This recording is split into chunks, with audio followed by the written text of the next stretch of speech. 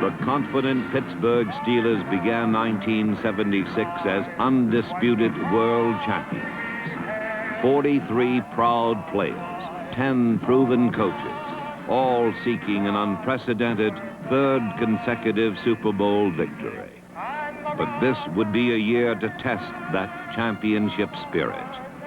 Unexpected adversity would bring out talents which had lain dormant during prosperity. And in the end, this team would respond with greatness. While 1976 did not bring another trophy, it was the measure of a champion.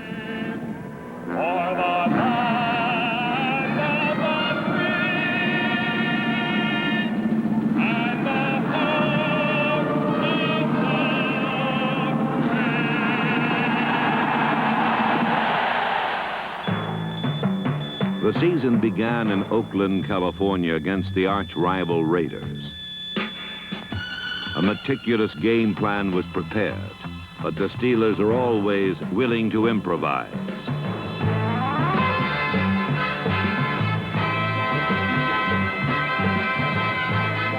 Franco Harris and John Stallworth created a touchdown as Pittsburgh ran up a 2-touchdown lead with less than 6 minutes left to play. Pittsburgh miracles had frustrated Oakland in the past. Now the Raiders counted with a magician of their own, quarterback Ken Stabler.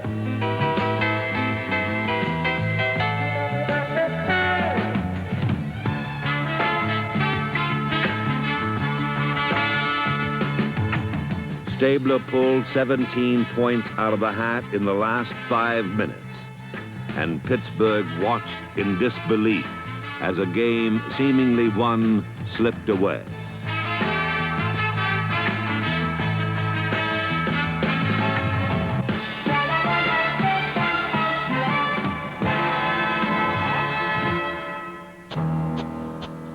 The nightmares of opening day lingered through September and into October.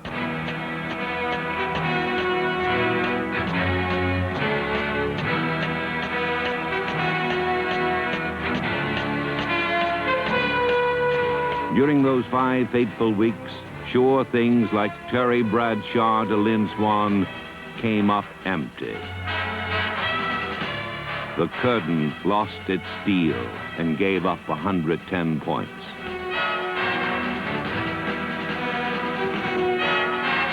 After 2 years as top dog, Pittsburgh was paid back with some of its own.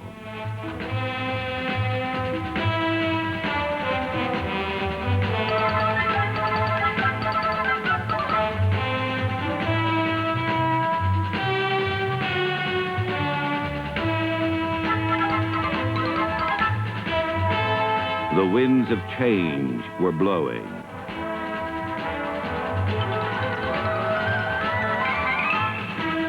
Young challengers came to Pittsburgh eager to make their mark.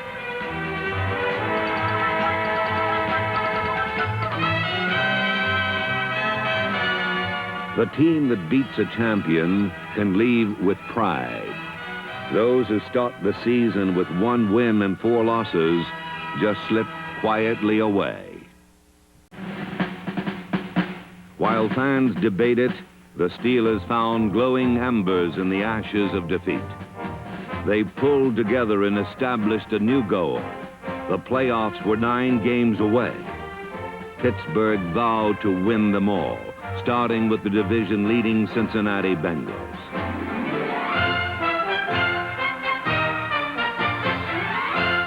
True believers stood to be counted, even with rookie Mike Kruzek filling in for injured Terry Bradshaw. Yeah, I told Mike yesterday, and Mike Kruzek, the guy that's going to be playing, and I said, it's not your fault we're 1-4, it's my fault. You just go out there and play your game. There's no pressure on you. Be relaxed. Do the things that you know, that God's given you the ability to do. The guy's really a good quarterback, and I think he's going to be a great one. He's not a practice player. He's one of these game-type players, and he does well under pressure. And I think he'll come in and give us some new young blood, and the guys are going to realize he's young, and they're going to give a little extra. And I think that little bit of extra is going to be just what we need to get us off. And I look for us to upset the Bengals because I think our team will be fired up. Win with Mike today, win with him next week, You know, maybe I won't even have to come back. You know, I want us to win. I don't care who's in there. And I believe 2 or 3 wins under our belt, I think we'll go undefeated the rest of the year and get back in the playoffs. And that's where we really play our best football. Mike Kruzek started his first pro game, and he was soon on the run with Cincinnati in pursuit. But the rookie was not alone.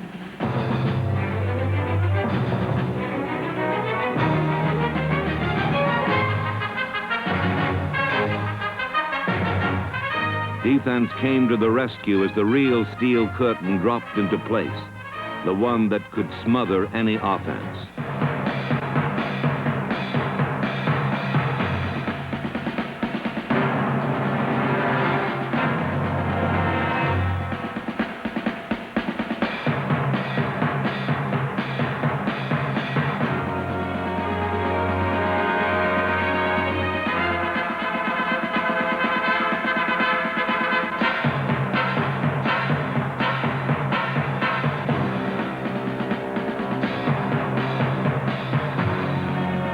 Defense did not allow a touchdown, and Kruzek played it safe, handing off to big number 32.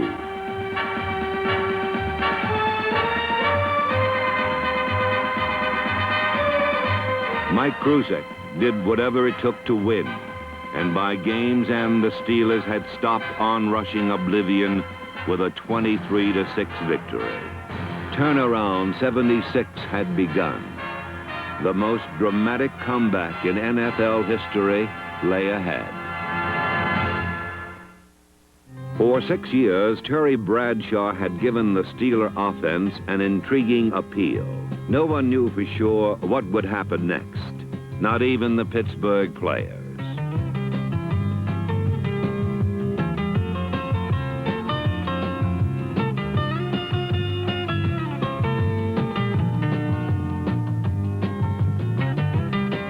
Bradshaw to Lewis to Bradshaw to Grossman was exciting. But now, with the blonde bomber recuperating, the attack shifted gears. Kruzek kept the ball on the ground as Pittsburgh threw the fewest passes in team history. Still, when play action was called, number 15 could nail Larry Brown from 30 paces. Kruzek was also mobile enough to keep a defense honest with sprint outs and scrambles.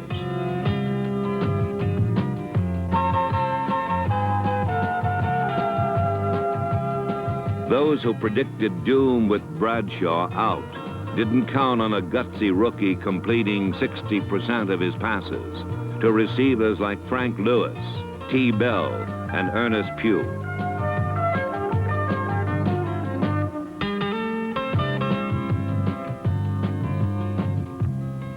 Kruzek came through, but he wasn't the real reason that Pittsburgh was unstoppable again. The offensive line had shouldered a burden. They were bringing Pittsburgh back infantry style. No fancy stuff or pretty faces here. Just the basics by Clack, Cole, Mullins, Davis, Mansfield, and Webster. The ground crew. Their job was to clear a path to the playoffs.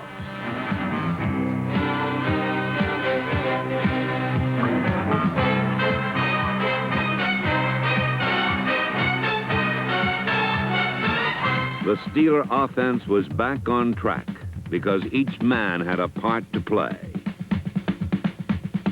Pittsburgh rushed for the 3rd highest total yardage in NFL history by following a plan. Center takes nose man. Double team on tackle. Pulling guard kicks end out. Tight end picks off linebacker. Back runs to daylight.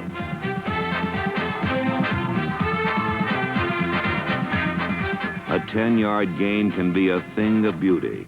And when 10-yard gains pile up, backs follow blockers to victory. This was Rocky Blyer's kind of game, because Blyer's fire is quickness. To the ball and through the hole in a flicker. Once in the secondary, Blyer bleeds yardage. leaping, diving, sliding for every available inch. Number 20 bled out 1,000 yards in '76, joining a 4-time member of that exclusive club. But if Blyer is Steeler fire, then Franco Harris must be cold steel. Harris is the man defenses fear. He can beat you in so many ways.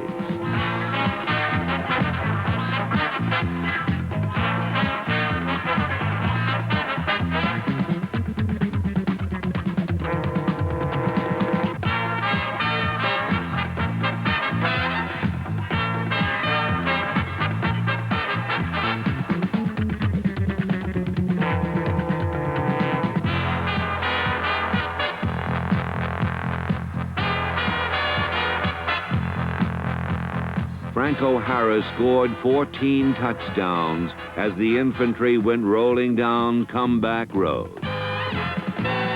But along the way, there was the matter of a snowy evening in Cincinnati.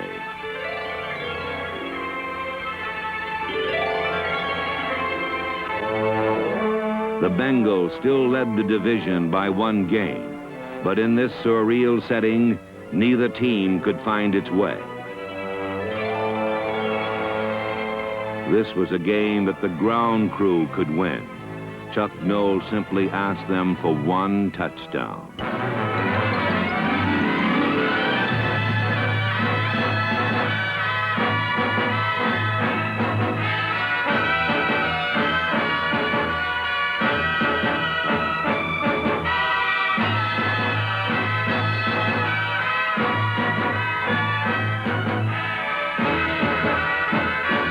With a 7-3 triumph over the Bengals, Pittsburgh stayed in the race and laughed in nature's face. Resurrection from 1-4 requires everyone's help. Bobby Walden punted and also held for Roy Gerela as special teams joined the cause. While Gerela's contributions paid off in points, other special teamers were sometimes lost in the rush. Joining the chase were reserves Donnie Shell, Marv Kellum, Jim Allen, Jack Delaplane, and Benny Cunningham. Out of this black and gold swarm emerged starters of tomorrow, men like rookie offensive lineman Ray Penny, number 74. But in Pittsburgh, special teams are not just rookies and reserves. Starters like Jack Lambert also become bomb squatters. The term fits Lambert's style nicely.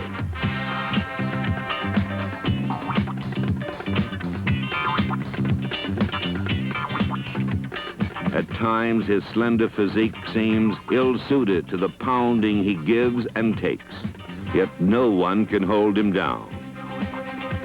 He is obsessed with his job, demanding perfection from himself and those around him. Jack Lambert leads by word and deed. He was the year's most valuable Steeler.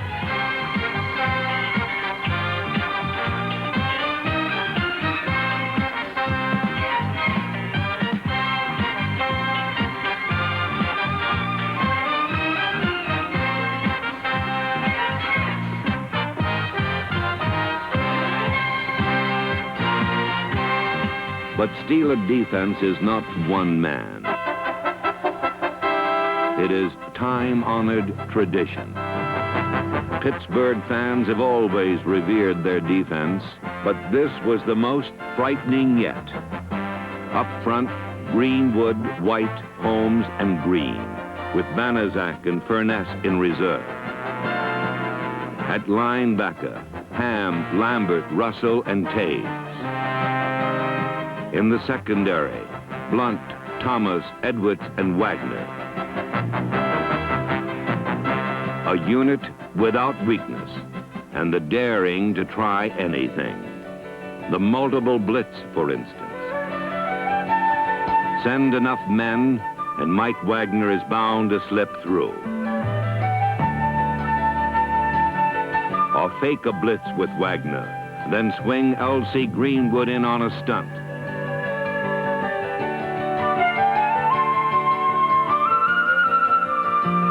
If that's too fancy, simply have Joe Green crowd a center, then out-quick him.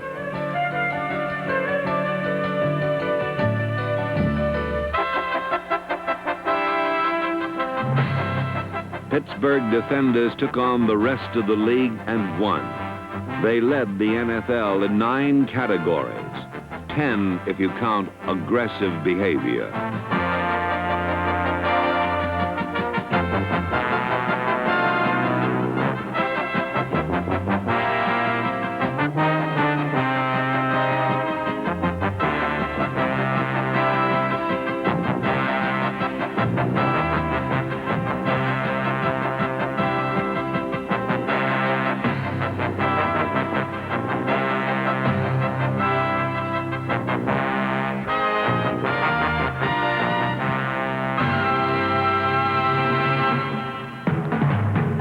And so it was that defense joined hands with offense for the long, hard pull into the playoffs.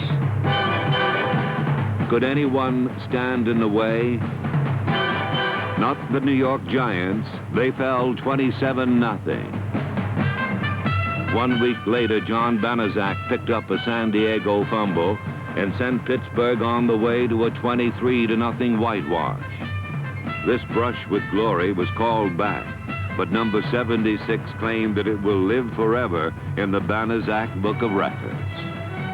Next, Kansas City gained 38 yards rushing, and Pittsburgh picked up a third straight shutout, 45-0. A string of 11 straight scoreless quarters was snapped by Miami, but just barely. The Dolphins fell 14-3, and Tampa Bay was the next shutout victim, 42-0. Against Tampa, a familiar figure returned and restored a link with Glory Pass.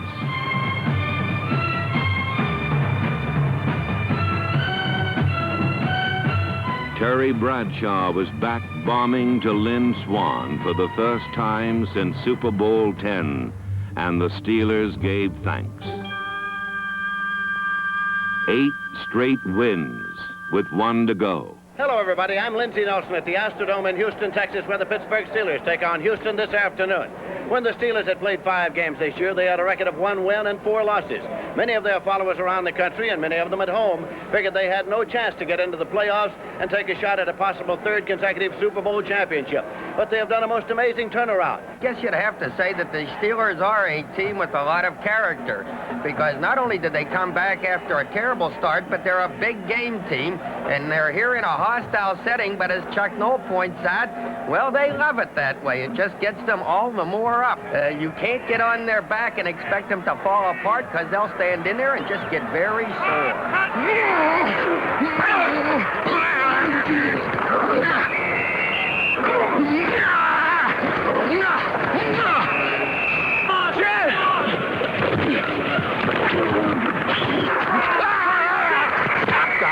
To go into a punting situation, I remind you the defense is closing in on its 5th shutout in 9 games. Ooh-wee. And again, it's the Blyer. Here he comes ripping off the left side. Got a blocker, Mullins.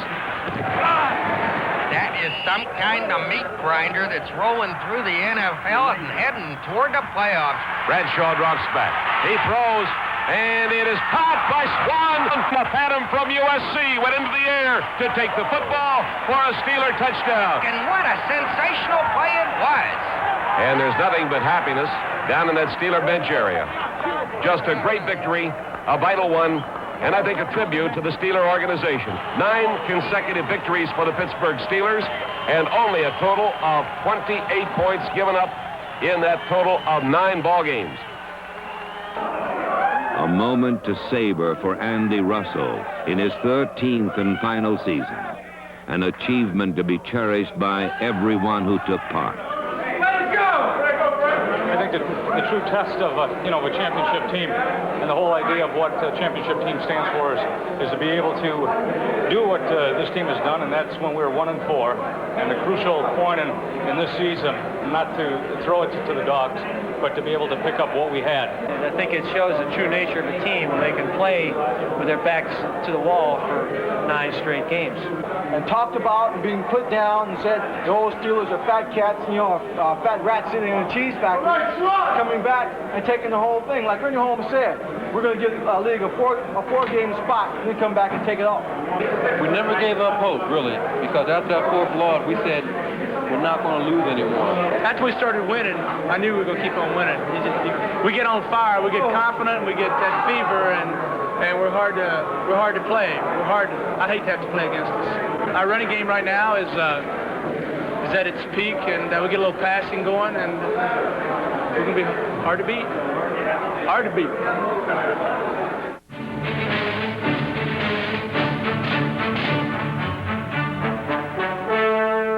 The NFL's second season opened in Baltimore with a rematch of the 1975 playoffs. Terry Bradshaw waited 3 plays before breaking the game open. 60 yards downrange, Frank Lewis cradled the ball, and Pittsburgh's masterpiece had begun.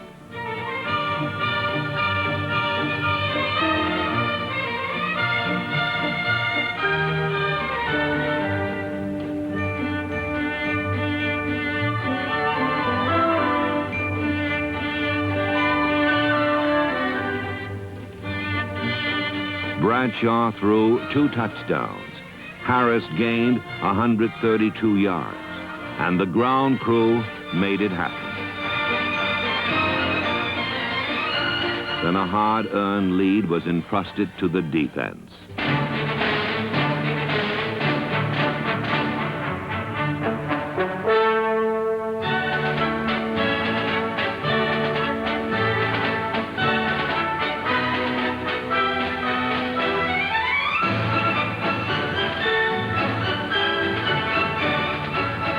By the 4th quarter, fresh horses joined the romp as John Fuqua and Reggie Harrison rambled home. Reserves sealed the win. Even the place kicker was new. The old Ranger, Ray Mansfield, scored the first point of his 14-year career and bounded off like a rookie. Pittsburgh had been in the playoffs for 10 weeks now. Just 1 game remained before a 3rd straight Super Bowl.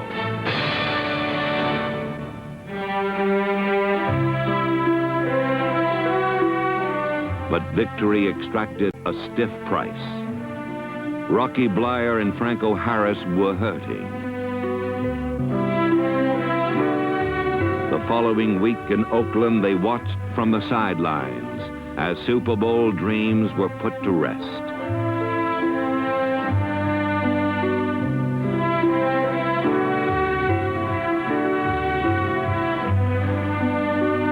The year ended as it had begun, with defeat in Oakland. But in many ways, the season had been the most satisfying of all. In years of adversity, lesser teams have crumbled, but the Steelers battled their way to the very end. And when the measure of a champion was taken, Pittsburgh passed the test. The season is done, the field overrun. Yet through the swirl I see a brighter sun than prizes won. I was the best I could be. A seasoned story of quiet glory remains when all is done. We won our way, the right to say, Steelers champion.